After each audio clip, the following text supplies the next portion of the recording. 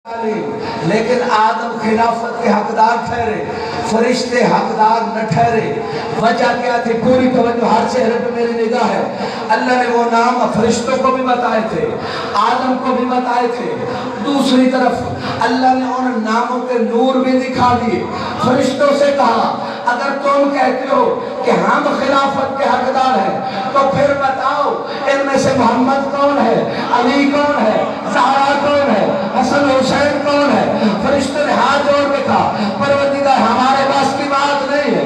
आदम ने आगे बढ़ के कहा, ये मोहम्मद का नूर है, ये अली का नूर है, ये ज़हरा का नूर है, ये हसन का नूर है, ये हुसैन का नूर है। जब आदम ने इन पंद्रह पाक की मार्फत हासिल कर ली और बता दिया, अल्लाह ने कहा मैं नहीं कहता था कि मैं बेहतर जानता हूँ खिलाफत का हकदार को